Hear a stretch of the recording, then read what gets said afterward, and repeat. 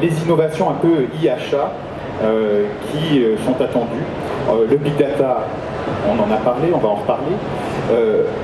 Côté e-sourcing, Quentin, une attente s'agissant de l'ouverture vers les systèmes d'information fournisseurs, simplification et standardisation de l'expression de besoins, des algorithmes de sourcing avancés, du sourcing sectoriel par exemple pour le secteur public. Ça, ce sont des sujets sur lesquels potentiellement vous allez travailler, ou vous travaillez déjà. Oui, pour certains, c'est des sujets sur lesquels on travaille déjà, pour d'autres, pas encore. Les marchés publics, moi je pense que c'est intéressant parce que en effet, la réglementation a évolué dernièrement, et donc pour nous ça a nécessité quelques ajustements avec du multi-posting vers des marketplaces d'achat public.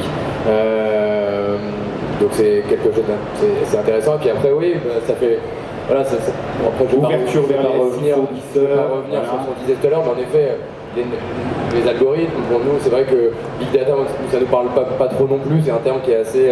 mais pour nous, on a des choses qui sont très concrètes et qui sont en effet des domaines d'application du Big Data. C'est par exemple le traitement automatique du langage, donc ce qu'on appelle le TAL, donc c'est capable de requêter pour l'utilisateur, pour vous faire gagner du temps dans vos recherches. Finalement, quand vous faites lancer un sourcing, vous appliquez la même méthodologie de recherche, donc c'est être capable d'appliquer et de traiter le langage de manière automatique pour appliquer finalement les mêmes règles. Et puis après le machine learning, donc ça c'est ce que je disais tout à l'heure sur la recommandation, c'est l'enregistrement des comportements et comprendre ce qui est recherché en fonction du profil de l'acheteur pour l'aider, lui proposer des choses qui sont fortement susceptibles de l'intéresser. Donc être force de proposition. Voilà. Ouais. Oui, Jean-Louis. Moi, par rapport à tout ça, j'ajouterais quelque chose qui, à mon avis, dans les achats indirects, en tout cas, va avoir énormément d'influence, c'est la transparence de l'information. Je pense que le net aujourd'hui, les sites web et des places de marché comme Agoply contribuent à la transparence de l'information. Je prends un exemple très concret. On parlait de ramettes de papier. Aujourd'hui, on trouve des ramettes de papier, on doit être le prix actuel le plus bas sur le marché, 1,99, on doit en trouver. Ça veut dire quoi concrètement? C'est quasiment impossible d'acheter beaucoup moins cher que 1,99. Même si je suis l'acheteur de Schneider Electric, je dis je vais acheter 100 000 tonnes d'un seul coup, le coût de revient de la ramette aujourd'hui pour un revendeur de papier, il n'est pas très loin des 1,99. Donc le delta d'économie à faire dans la négociation, il est peanuts. Et je pense qu'au fur et à mesure, on va avoir de plus en plus d'informations.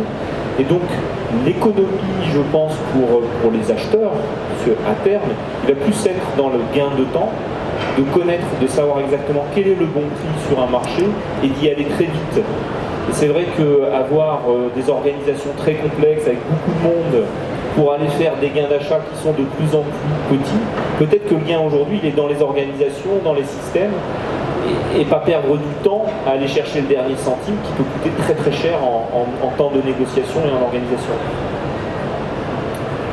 Alors, vous voyez en dessous une attente aussi en termes d'innovation, en tout cas, concernant la centralisation et la fiabilisation des données. On retombe sur l'ouverture vers ici des portails fournisseurs ou aux autres systèmes d'information de l'entreprise. Voilà, il y a une attente autour de l'interopérabilité. Voilà, d'aller se brancher vers les systèmes d'information fournisseurs, vers les portails fournisseurs, également plus facilement se connecter au système d'information interne de l'entreprise. Tout ça, ce sont des choses de toute façon qui sont depuis le début, quasiment, mais vous travaillez encore dessus aujourd'hui. Allez.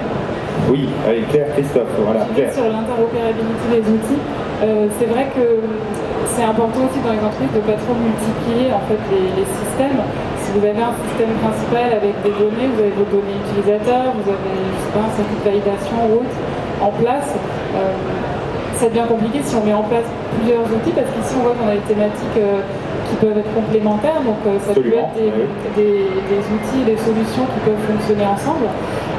Et c'est important aussi de regarder cet aspect. Par exemple, est-ce qu'un tel tel outil, alors moi je vais parler plus de marketing parce que c'est aussi le sujet que je connais, mais nous on peut s'intégrer par exemple dans un système ERP, dans un système SRM, pour justement que le système central où vous avez toutes vos données, vous avez déjà des groupes d'utilisateurs, vous avez déjà des règles mises en place. Tout à l'heure on parlait du fait que le service achat peut avoir envie de garder une certaine structure sur les achats, qui a accès à quoi, qui peut acheter quoi. C'est vrai que c'est important de regarder ce sujet, parce que si vous commencez à démultiplier les données, devoir les maintenir, les mettre à jour dans différents systèmes, le gain de temps dont on parlait tout à l'heure, il tombe complètement à l'eau. Donc c'est vrai que c'est un point important. Ouais, ça. Oui, pour nous l'enjeu c'est de donner un point d'accès assez simple en fait à tous ces éléments-là. Donc on a déjà travaillé avec Mercateo, où on avait déjà intégré des catalogues Punch-Out de Mercateo. Donc un des enjeux aujourd'hui qui nous est demandé sur ces thématiques-là, c'est d'être capable de consolider des catalogues internes et externes et de fournir en fait un portail unique pour l'ensemble des recherches. Donc, effectivement, le prescripteur en tant que tel n'est pas à se soucier de savoir dans quel catalogue aller piocher, mais simplement faire une recherche comme on peut faire aujourd'hui sur la FNAC.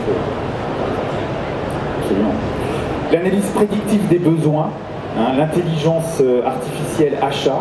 On a parlé déjà, on a commencé à en parler avec des reconnaissances sémantiques avancées, la classification dynamique, des analyses, des tableaux de bord en temps réel. Là encore.